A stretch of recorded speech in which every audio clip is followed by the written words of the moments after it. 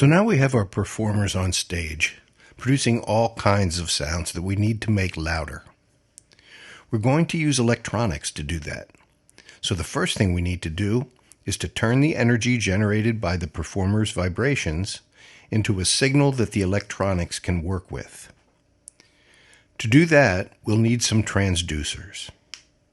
A transducer is a device that converts one type of energy to another. In this case, we'll be turning mechanical energy, the sound waves, into electrical energy, pulses of electricity that travel along the signal path, and then back into mechanical energy, amplified sound waves for the audience to hear. Some transducers we'll most commonly use are microphones, guitar pickups, and loudspeakers. Let's take a look at how these work. There are various types of microphones, but they all work in a similar fashion. Sound waves from the source cause a diaphragm in the microphone to vibrate. The diaphragm is either made of metal or wound with wire, and it's suspended within a magnet, so the movement of the diaphragm generates an electrical signal which can then be amplified. Most microphones used in sound reinforcement are called dynamic microphones. The diaphragm in a dynamic microphone is a disc made of mylar or some other thin material with wire wrapped around its edge. Dynamic microphones are relatively inexpensive, very sturdy, not sensitive to handling noise, able to withstand loud sounds, and well suited to replicating the frequency range of a human voice or an electric guitar. Another type of microphone often used in live sound is the condenser microphone. The diaphragm of a condenser microphone is very thin and is made from metal or a thin material coated with metal. The diaphragm is mounted a short distance from a metal plate. The second metal plate is fixed in place, and both plates are electrically charged. This creates a capacitor, and the electrical characteristic caused by the two charged plates is called capacitance. When the diaphragm vibrates, the distance between the plates varies, causing a fluctuation in the capacitance that is represented by an electronic wave. Because the diaphragms in condenser microphones are much lighter than those in dynamic microphones, they're capable of reproducing a broader frequency range and are the microphone of choice for many recording studio applications. They do tend to be more delicate than dynamic microphones, and most are not as capable of handling high sound pressure levels. They are also generally more expensive, sometimes much more expensive. However, a number of manufacturers offer condenser microphones specially made for live sound purposes, especially for vocals. As a live sound technician, the most important thing to remember about condenser microphones is that they require electrical power in order to charge the plates, or they won't work at all. Fortunately, most mixing consoles can supply phantom power to a microphone with the press of a button. There are other types of microphones, ribbon microphones and crystal microphones, for instance, which you will seldom encounter in a live sound situation, so we won't spend any time on them here. Acoustic guitars and horns sometimes use electret condenser microphones.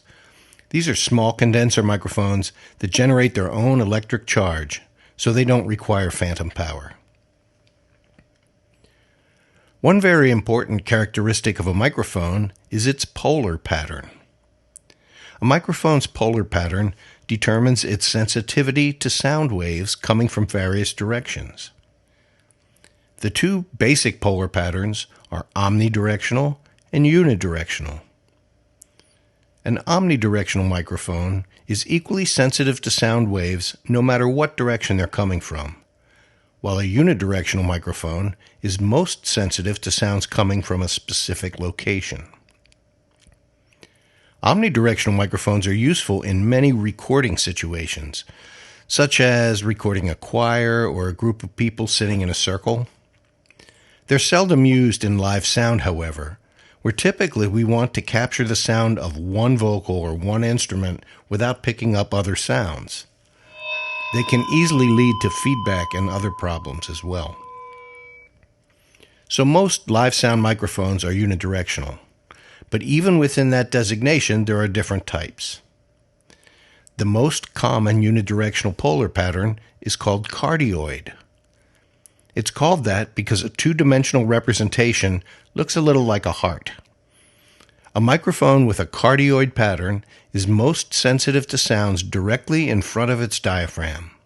It begins to reject sound gradually as the sound moves off axis, and almost completely rejects sounds 180 degrees from the diaphragm. And checking, testing. Check, test. I'm walking around to the back of the microphone now, and it should be a little bit quieter than it was in the front. This is a useful pattern for a typical stage setup with a vocalist standing directly in front of a floor monitor, since the microphone will reject the sound from the monitor, limiting the potential for feedback. Another common polar pattern is supercardioid. This is similar to cardioid, except that the sound rejection is greater on the sides and a little bit less in the back. To make matters a little more confusing, there's also a polar pattern called hypercardioid. This is similar to supercardioid, but with even more rejection on the sides and less in the back. There are other polar patterns as well, notably bidirectional or figure eight, but they are not used in live performance situations. Realistically, you'll probably have to work with whatever microphones are available, especially when vocalists supply their own microphones, which is often the case. It is helpful to know what polar patterns you are working with to help prevent monitor feedback. Different microphones also have different frequency characteristics as well. Some, such as the Shure SM58 in this illustration, are designed to enhance intelligibility in the human voice, making them an excellent choice for vocals. Once the microphone has produced an electronic signal, it needs to go to a mixing console for further processing. The most common way to get it there is through an audio cable. There are different types of audio cables and different connectors on the ends as well. Let's look at the principal differences between the cables themselves. The figure on the bottom is a two-conductor cable. The center conductor carries the primary or hot signal. It's surrounded by a wire mesh that carries the ground signal. Having the ground wire wrapped around the hot wire helps shield the hot wire from noise and interference, so the ground wire is also called the shield. The figure on the top is a three-conductor cable. It also has a shield, but instead of one conductor in the center, it has two. One is called the hot conductor, and the other is called the cold conductor. The two-conductor cable is called unbalanced, and the three-conductor is called balanced. So what's the difference? The atmosphere around us is full of electromagnetic signals from Wi-Fi and phones, lighting and appliances, radios and televisions, and the universe in general. Some of these signals, like the 60 Hz signals generated by our electrical systems and lights, fall within the audible range of hearing. A wire of any length will act as an antenna, picking up and transmitting these unwanted signals. The shield of an unbalanced cable works fine for a short distance, but as cables get longer, they pick up more electronic noise than a shield alone can prevent. That's where the third conductor in a balanced cable comes in. In a balanced cable, both the hot and cold conductors carry the same signal. They also both pick up the same amount of electronic noise. So how is that helpful? Well, remember back in Unit 1 where we talked about polarity and phase? A balanced line makes ingenious use of this property of waves. Think about the signal coming from a microphone. The microphone produces two identical signals for the hot and cold conductors. But before exiting the microphone into the cable, the circuitry in the microphone inverts the phase of the signal going to the cold conductor. Now we have two identical but out-of-phase signals traveling along the cable. Now both conductors are also picking up identical electronic noise signals from the atmosphere. The noise signals are in phase with each other since they entered the cable after the microphone circuitry. When the cable reaches its destination, the mixing console, the circuitry in the mixer inverts the polarity of the cold conductor once again. Now, the microphone signals are back in phase, but the waves of noise in the two conductors are 180 degrees out of phase and they cancel each other out completely. We have a nice strong signal and no noise. So, anytime we have a cable of more than a few feet in length, we want to use balanced cable. Unbalanced cables are generally only used where the cables can be kept short, such as for electric guitars or CD players. Speaker wire carrying an amplified signal to a passive speaker also does not need to be balanced, since the amplified signal is much stronger than any noise it might pick up. Unless a cable is permanently wired to a terminal, it needs a connector. Connectors are designated male or female, depending on whether they are a plug or a receptacle. Male connectors always indicate an outgoing signal, while female connectors always indicate a signal coming in. Connectors come in many shapes and sizes, but for live sound purposes, by far the most common are XLR connectors and quarter-inch phone plugs. XLR connectors are used with the overwhelming majority of microphones. They were originally designed by Canon Electronics, so some call them Canon connectors, but you'll usually hear them called XLR, since that's what Canon called them. Male XLR connectors have 3 pins on the end for the hot, cold, and shield conductors, with 3 corresponding sockets on the female end. Unless you run into a cable that someone wired up themselves, any XLR cable will be balanced. If you hear any buzzing when you plug it in, it's likely that one of the conductors has detached or is broken. Phone plugs, as the name suggests, were designed to be used in the old telephone switchboards. Phone plugs come in different sizes. The larger quarter-inch size is the size most commonly used for musical instruments and live audio, while smaller sizes are mostly used in consumer audio equipment. A phone plug used for unbalanced cables is called a TS connector because it has 2 sections: a tip, which is attached to the signal conductor, and a long sleeve, which is attached to the shield.